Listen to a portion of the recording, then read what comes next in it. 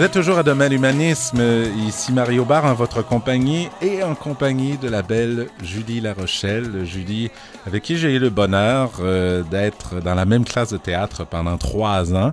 Bon, je ne l'ai pas invitée pour qu'on se commémore des souvenirs parce qu'on aurait beaucoup à jaser. Ça se dirait peut-être pas tout non plus. Non, pas tout au micro. Mais donc, à l'école de théâtre, on se disait, hein, c'était ces jours-ci, il y a 23 ans maintenant, qu'on finissait à l'école de théâtre de Saint-Hyacinthe. Wow, donc, j'ai un gros coup de vieux, là. Oui, moi aussi. Bon. Mais bref, c'était il y a eu des beaux moments de bonheur. Ouais. Et ce sont également, dans le fond, l'idée de commémorer des moments de bonheur, de se rappeler des personnes que l'on aime, qui ont mis en action votre idée de créer Cinéma Vie, qui est une entreprise donc qui va chez les gens. Vous faites des entrevues, vous menez des entrevues, il y a différents forfaits, là, parce que, donc, les gens, ça peut être des vidéos documentaires d'environ 8 minutes avec images intégrées, ça peut être de très longues entrevues, 1h30, 2 heures, selon ce que les gens demandent, finalement. Oui, c'est ça. Dans le fond, il y a des forfaits sur le site, mais, mon Dieu, il y a tellement de choses qu'on peut faire, et les gens n'hésitent pas, justement, à me proposer des choses, à me demander si ça se fait, puis oui, tout se fait, ou à peu près. Donc, c'est vraiment de l'adapter à leurs besoins. Et pour vous, pourquoi... Je reviens sur l'idée de mémoire. Mm-hmm. Vous avez mentionné votre mère qui a été malade, elle est même tombée dans le coma, et c'est là que l'idée, vous vous êtes dit, il y a une urgence, là. Oui. Pourquoi c'était si important pour vous de faire mémoire, de vous rappeler tout ça? Est-ce que vous avez senti que quelque part, il y avait des racines qui vous manquaient, ou... Pourquoi c'est devenu si urgent à ce moment-là? Oui, mais je dirais que peut-être parce que j'ai des enfants aussi, puis qu'à quelque part, j'ai pris conscience de l'importance de mes parents quand j'ai eu des enfants. C'est plate à dire, mais c'est vrai, parce que quand on est jeune, on est foufou, on a l'avenir devant soi, puis on se préoccupe peut-être plus de son propre nombril que d'autres choses. Ouais. Je sais pas. Ouais. Mais la vie m'a porté certains coups aussi. Donc, j'ai peut-être plus envie de moi-même de laisser quelque chose, de raconter, mais j'ai eu envie de raconter, moi, mon histoire. On disait tout à l'heure, mes enfants vont toujours pouvoir avoir probablement accès à des images de moi en mouvement, aux étincelles dans mes yeux et tout ça, mais ils n'auront pas nécessairement toute mon histoire.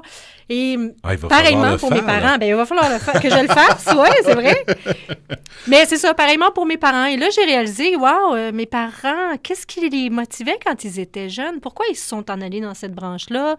Comment ils se sont rencontrés? Bon, je le savais brièvement, tout, mais on n'est jamais rentré en profondeur. Puis même, à un moment donné, c'est ça, je leur ai demandé, mais racontez-moi. J'ai eu cette envie-là. Faites juste me raconter tout ça. Puis, ils étaient tellement touchés, tellement contents. Ils ont comme repris vie un peu. Puis, tu sais, on a sorti les cartons, les grosses boîtes avec les photos et tout, qui avaient de la poussière, puis que j'éternuais sans arrêt. Puis, je me suis dit, non, ça n'a pas de bon sens. Il faut faire quelque chose. Puis, dans le fond, moi, ce dont je vais m'ennuyer le plus un jour de ma mère, parce que ma mère, elle dit souvent « Oh, si maman était là, je m'ennuie donc du rire de ma mère. » Mais c'est ça, dans le fond, c'est de la voir en mouvement, c'est d'entendre le son de sa voix quand elle rit. Ça, c'est le beau côté, finalement, de la technologie d'aujourd'hui, technologie audiovisuelle qui est facile d'accès. Et donc, qui permet finalement qu'on enregistre nos moments. Oui. Qu'on fasse en sorte qu'ils se répètent dans le temps et que ça nous fasse du bien jusqu'à un certain point. C'est ça. C'est thérapeutique. Et ce que je me suis rendu compte, c'est que c'est pas juste thérapeutique pour ceux qui restent, mais c'est thérapeutique pour ceux qui font le témoignage. Et c'est là la beauté de la chose. Ah oui? Ben oui, parce que même les gens qui ont à faire qui disent, bon, moi, je veux juste laisser faire un témoignage, un testament moral, entre guillemets. Là. Oui. C'est le terme que j'ai utilisé. Ça n'a aucune valeur légale, mais laisser un testament moral. Et même ces gens-là, quand ils laissent ça, quand ils se dévoilent et qu'ils disent qu'est-ce qu'ils souhaitent léguer, ils lèguent pas je te lègue mon char, je te lègue... Non, c'est léguer des valeurs, des pensées, des souhaits, et ça leur fait du bien.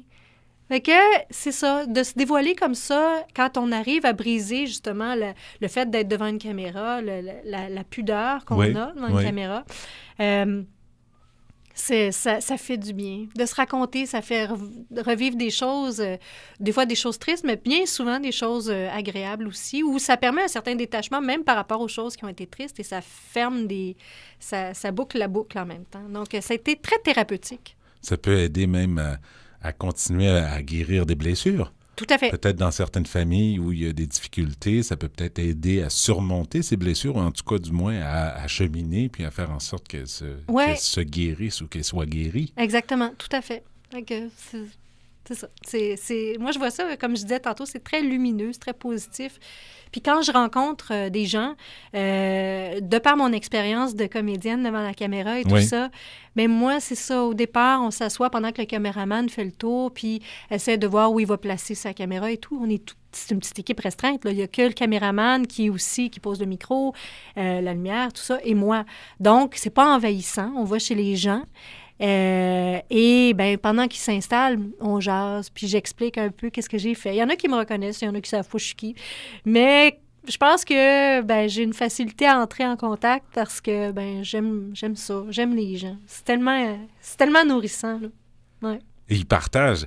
C'est ça qui est assez extraordinaire, c'est que vous arrivez à faire en sorte que les gens partagent des choses qui peuvent devenir très intimes, finalement. Oui, mais une chose est claire dès le départ, puis ça, je l'ai toujours dit, je suis pas là pour peser sur des boutons sur lesquels vous voulez pas que j'appuie. C'est votre film, c'est vous qui... c'est votre décision. C'est votre décision. Ouais. Fait que s'il y a une question qui est embarrassante, mais c'est pas grave, on dit, non, je préfère pas aller là. On reprend notre souffle, puis on va ailleurs, littéralement, parce que le but de tout ça, le but de l'exercice, c'est de faire un document visuel qui ressemble à la personne qui est interviewée. Je suis allé chercher quand je savais qu'on allait parler de mémoire. Oui. Julie, je suis allé chercher ce que veut dire le devoir de mémoire sur Wikipédia, donc encyclopédie libre, mais qui est de plus en plus reconnue finalement. Et donc, on dit que le devoir de mémoire désigne un devoir moral attribué à des États, des États, là, d'entretenir le souvenir des souffrances subies dans le passé par certaines catégories de la population, surtout s'ils en portent la responsabilité. Par exemple, le devoir de mémoire de l'Holocauste ou le devoir de mémoire du génocide arménien. Et là, je me suis dit, bon, c'est quand même assez grand, là, et c'est pas tout à fait ce que vous voulez faire, là. Non. Mais pour vous, le devoir de mémoire, de se rappeler ses racines, vous dites, bon, c'est venu avec les enfants aussi, c'est venu avec votre mère qui était dans le coma, donc entre la vie et la mort. On ne savait pas trop où elle allait aller. Ouais.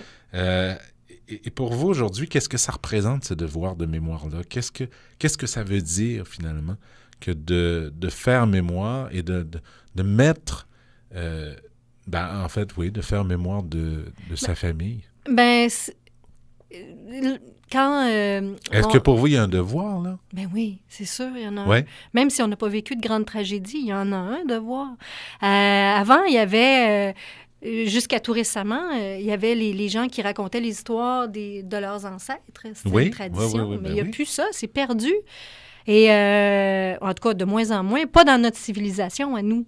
Des raconteurs, puis des gens, tout ça qui... Oui, on manque... il y a beaucoup de conteurs, mais il y a peu de gens qui vont raconter ce que mon oncle un tel a fait, ou quand il s'est renversé sur la chaise au mariage de ma tante une telle. Et ça, c'est une histoire que moi, j'ai entendue dans ma famille, vous voyez.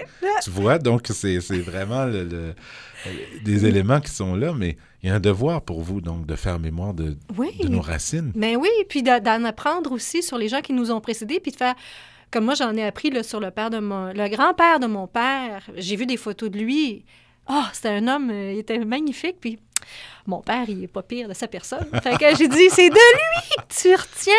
Et quand j'ai su, les caractéristiques de cet homme-là, j'ai trouvé beaucoup de ressemblances. Et même de ressemblances qui se rendaient jusqu'à mon fils, jusqu'à Elliot, mon plus jeune.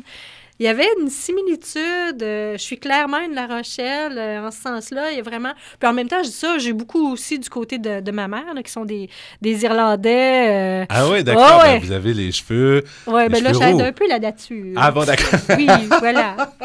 Mais... Mais tout de même. Oui, mais tout de même, oui, ça fait partie de mes racines. Ouais. Mais le devoir de mémoire, c'est ça, c'est de faire en sorte que, justement, le trou actuel qu'on vit avec toutes ces facilités, justement, 2.0, puis on perd... On peut perdre racine facilement, Ouais. on peut perdre pied jusqu'à un certain point. Oui, puis ben j'ai décidé, moi, que j'allais me servir de ces outils-là pour développer de nouvelles façons de faire ça, de renouer avec ça. Et ben comme ça, j'espère que ça va survivre dans le temps. Et qu'est-ce que je voulais dire? Ah oui, c'est vrai, il y a une phrase qui m'avait marqué. Mon beau-père, c'est Jean-Claude Lard, puis il a co-réalisé avec Flavie Payette, Renouf, le film sur Lise Payette. Oui. Et elle disait à quel point... En fait, le documentaire commence par... il pose une question dans une classe d'étudiants, puis il demande qui est Lise Payette. Puis il y en a qui disent, ben, c'est l'astronaute ou des trucs comme ça, qui savent pas c'est qui. Puis je me dis, tu sais, là, c'est l'histoire. C'est pas l'histoire... Récente, oui, là. c'est ça, c'est récent. Alors, je pense que c'est plus qu'urgent de faire acte de ce devoir de mémoire-là.